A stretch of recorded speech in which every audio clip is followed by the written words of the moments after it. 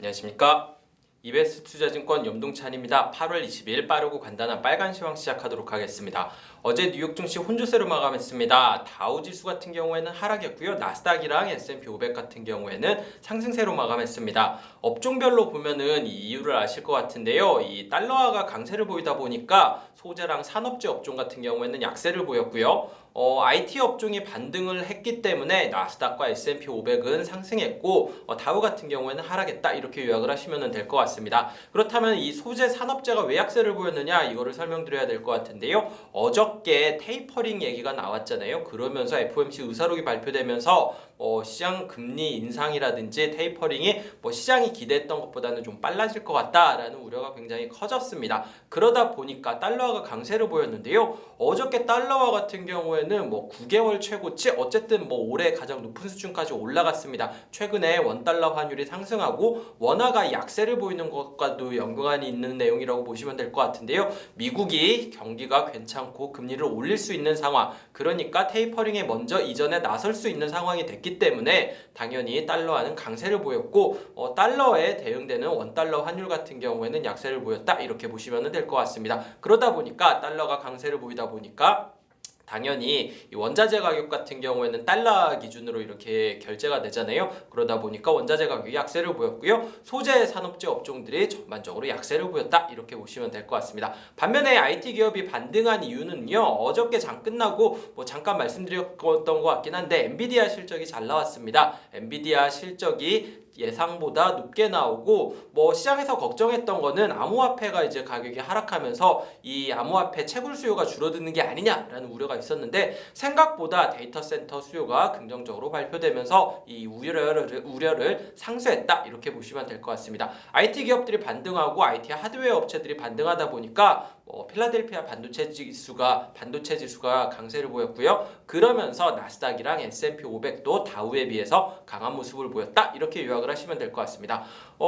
이런 좀 테이퍼링에 대한 이슈 같은 경우에는 이따가 클리포드에서 말씀을 드릴 것 같긴 하는데 적어도 다음 주까지는 이어질 것 같다 이렇게 보고 있습니다. 다음 주에 잭슨 홀 미팅이 예정되어 있는데 목, 금, 토 이렇게 3일 예정되어 있습니다. 근데 보통 목요일 같은 경우에는 그냥 환영식, 만찬 이 정도 성격이고요. 실제 일정은 목요일과 금요일과 토요일이라고 생각을 하시면 되는데 보통 금요일 날 아침에 개조 연설을 FRB 의장이 하거든요. 이번에 같은 경우에는 파월 의장이 하겠죠. 그 시간이 현지 시간으로 캔자스시티 기준으로 8시입니다.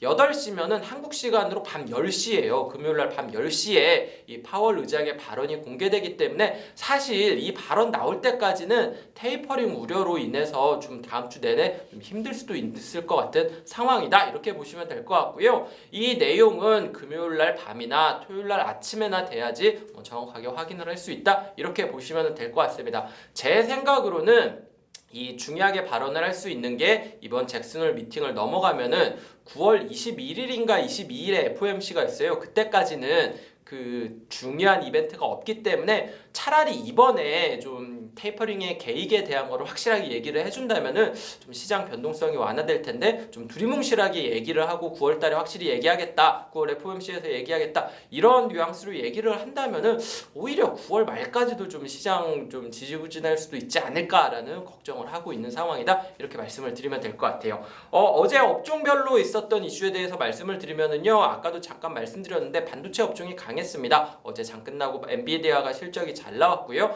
여기에 개장 전에 어플라이드 매테리얼이라고 반도체 소재 장비 업체가 잘 나오면서 실적이 잘 나오면서 전반적으로 주가는 강세를 보였습니다.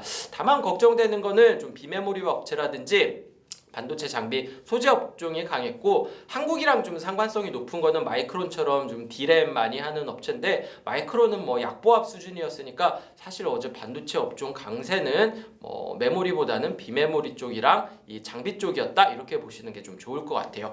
두 번째로는 어저께 또 상승했었던 종목 중에 하나가 넷플릭스였습니다. 넷플릭스 같은 경우에는 사실 지금 많이 잊혀진 종목이었는데 어제 4% 정도 올라가면서 하루 수익률 기준으로는 8개월 최고치였다고 그래요.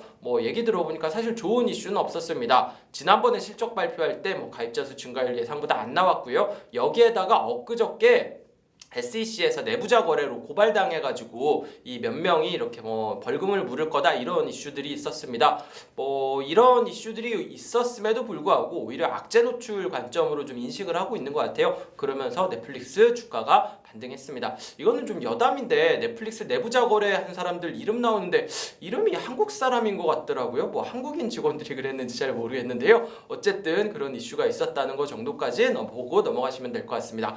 마지막으로 어저께 약세를 보였었던 소재 업종에 대해서 말씀을 안 드릴 수가 없는데요. 뭐 당연히 달러가 강세를 보이다 보니까 뭐 에너지 그 원자재 가격이 약세를 보이고 전반적으로 약세를 보였는데 여기에 추가적으로 EI에서 보통 여름에 드라이빙 시즌이라고 해가지고 휘발유 수요가 높은 기간이 있잖아요. 이 기간이 이제 3주밖에 남지 않았는데 예상보다 델타 변이 우려가 좀 꺾이지를 않고 있다라는 얘기도 나오면서 좀 원자재 가격이 전반적으로 약세를 보였습니다. 어제는 이 금속 관련된 업체들이 전반적으로 약세를 보였는데요. 뭐 US 스틸이라든지 알코아라든지 프리포트 맥모란 이런 데가 많이 빠졌고요. 뭐 알코아 같은 경우에는 하루 만에 뭐 11%씩 하락했으니까 생각보다 금속 쪽 같은 경우에는 생각보다 이 타격을 크게 받고 있다. 이렇게 요약을 하시면 될 것 같습니다.